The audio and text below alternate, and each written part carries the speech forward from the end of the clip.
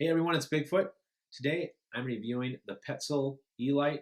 I took this with me during my 2016 Appalachian Trail Thru-Hike. I only had this with me for about 900 miles, but I want to talk today about what I loved about this and why I sent it home and switched it up.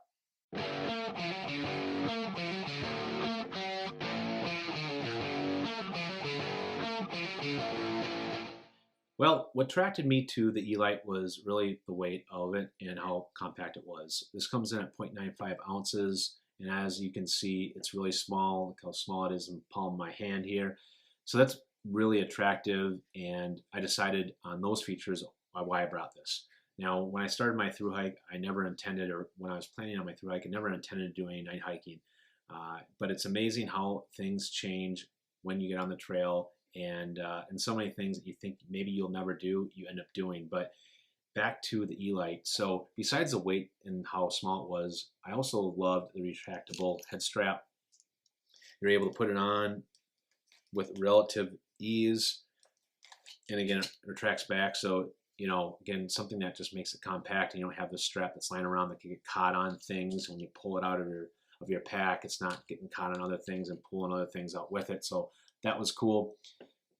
Another great thing is the ball joint that it has on here gives you the ability to really view this and put this in 360-degree directions, whatever you basically need to. Now, as it pertains to the lighting itself, it has 26 lumens, which is not great. That's something that really is good for doing stuff in your tent, maybe even setting up your tent when it's starting to get dusk out.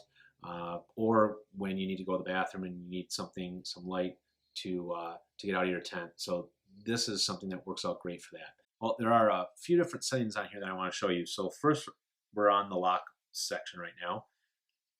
The next is off. And then there's a low light. There's a high light. There's a flashing light. And my battery is kind of dying right now, so that's why you can't see it right now. And then you have a red light flashing, and then a red light solid. And then there's another off button down there. Now, in addition to the lumens, you have a maximum beam distance of 29 meters. So when you're looking at 29 meters maximum distance and 26 lumens, you're not going to get very far on the trail, and it's going to be quite difficult to actually night hike. I tried doing that myself out on the trail. It didn't work out well at all. Luckily, I was hiking with a couple of the German guys, and I ended up having one go in front of me, one go behind me. With the power of their lamps, I was able to see just fine. Well, I was able to see okay, I should say.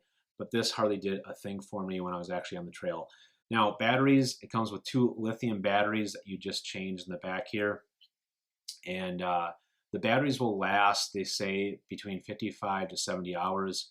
I had this for about 900 miles, and I never ran out of battery, and I used it almost every night in the tent, and a couple times when I tried a night hike. That didn't work out very well. Now, in addition to that, this can be worn when it's downpouring rain. It is waterproof up to 1 meter, and there were a couple times that I actually used this when it was raining, or at least once that I can recall, and never had any issues. But anyway, that's kind of everything about the features of this headlamp.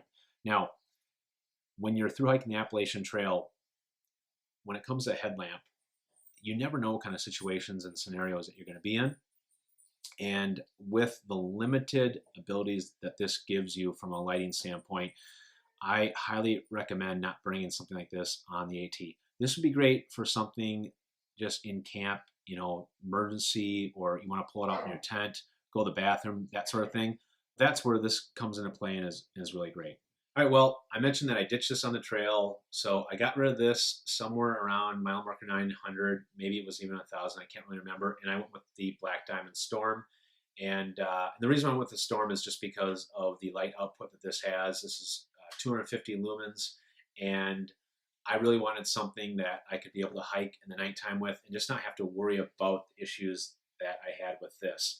So this is probably a little bit overkill. You can go with something a little less than this, but again, I just was tired of worrying about it, and I just wanted something that was reliable, which is really what Black Diamond is known for, is their headlamps. They're reliable. They got great output of their lighting. They're a little bit heavier. This comes in at, I think, 3.9 ounces, but you definitely have the reliability, the durability, and the light output that you need for a through hike. So all in all, wouldn't go with the Petzl E+Lite on a through hike. It doesn't have the functionality that you need. That's practical, and I'll put in the details below about some headlamps that I do recommend. If I did it all over again, I probably would go with the Black Diamond Storm. It weighs less at 3.2 ounces with the batteries, and it's 200 lumens, so it's a little less lumens, but I honestly didn't need all of the light that this gave me. Now, if you want a headlamp that is rechargeable, I would go with the Black Diamond Revolt. I actually do own that one. I do like it a lot, but that really depends on if you really want to carry a cord to charge a headlamp with. A lot of times you can actually pair that up with another electronic that you do have. I think it's a micro USB, which is pretty common that you might have something else that you'll need a micro USB for. But anyway, those are some of the recommendations that I have if I did it all over and differently again. But anyway, guys, thanks so much. Stay tuned for my next sighting. And remember, guys, to always follow Bigfoot.